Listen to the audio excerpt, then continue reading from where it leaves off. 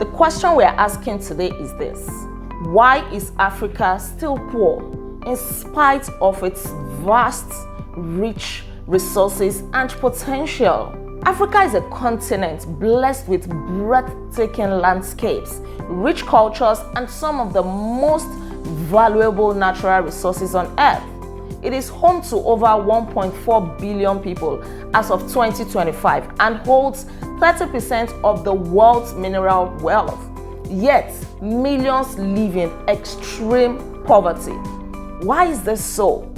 This is not about shaming the continent. It is about understanding the real reasons behind poverty. Because until we know what is holding Africa back, we cannot move forward. Hi fam, you are most welcome to my channel. Kindly take a moment to like this video and let's dive right into it.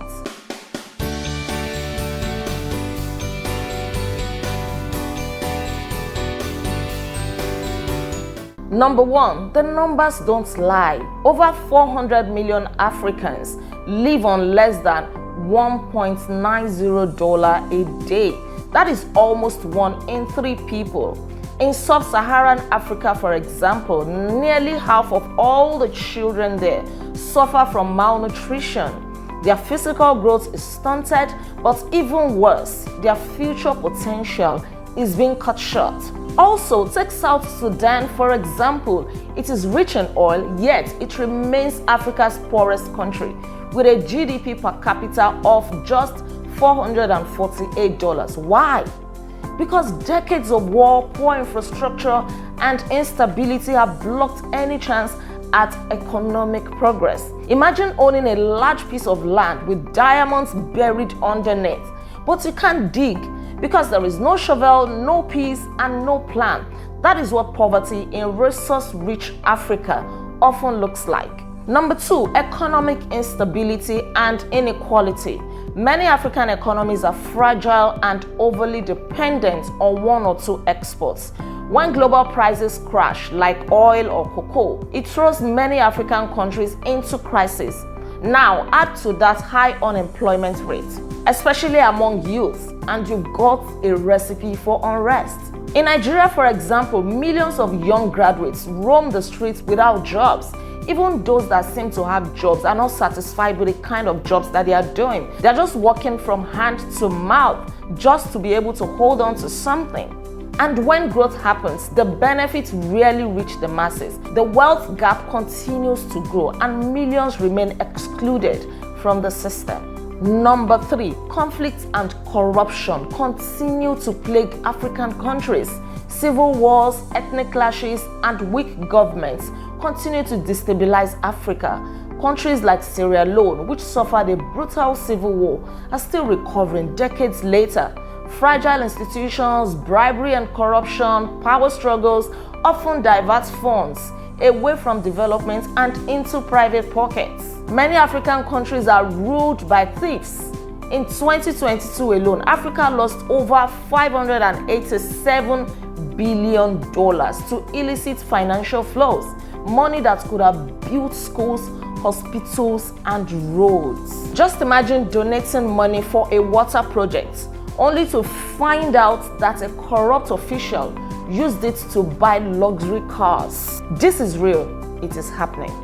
Number four, the resource curse. Resources are supposed to bless us in Africa. Unfortunately, the reverse is the case. Africa holds over 30% of the world's mineral reserves. But instead of lifting African countries up, these resources often tear them down. This is called the resource curse, where natural resources fuel conflict and corruption rather than prosperity. Multinational companies exploit the continent. They extract wealth, pay little tax, and move profits abroad. Meanwhile, the communities around the mines live in poverty.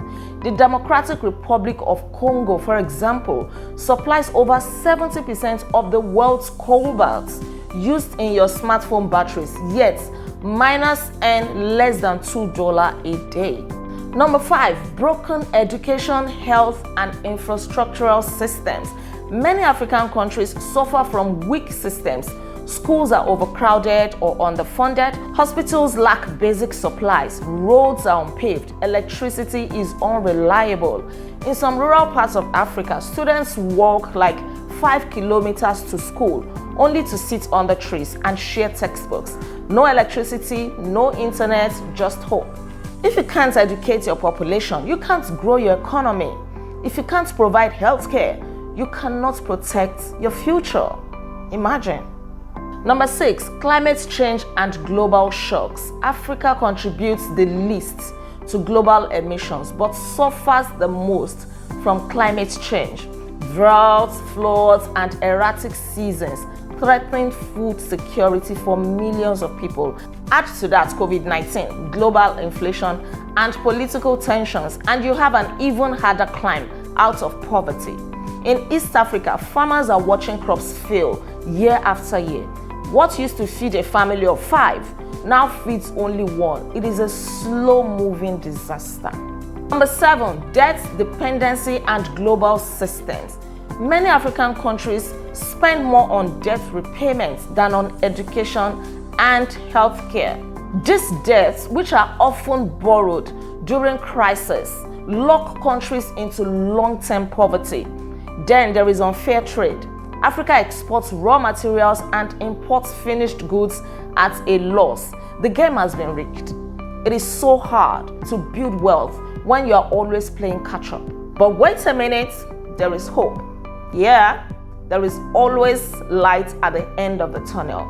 Despite these challenges, Africa is one of the fastest growing regions in the world, with projected economic growth of 4.3% by 2025. The population is young, hungry, and innovative. I mean, Africans are very innovative, very creative, and I am so proud of them. I am proud of us. With the right reforms, Africa could unlock $1.43 trillion in domestic resources. But here are a few things that need to happen. Number 1, end corruption and illegal financial flows. 2, invest in education, health, and infrastructure. 3, empower youth and create jobs. 4, fully implement the African Continental Free Trade Area to boost trade within the continent. As I close, let me leave you with this. Africa's poverty is not natural. It is structural, it is historical, but most importantly, it is fixable. I strongly believe that. The question is no longer, why is Africa still poor? The question should be this: how can we change the system together? What do you think is the biggest barrier to Africa's progress? Drop a comment. Thank you so much for watching. Thank you for tuning in. Don't forget to like this video, share your comments with me, and please subscribe to this channel in case you are yet to subscribe. I remain Olaide Agbaje, also known as First Lady, and on this channel, I inspire you to live intentionally. I'll come your way again by God's grace with another insightful video. Until then, be intentional. Bye.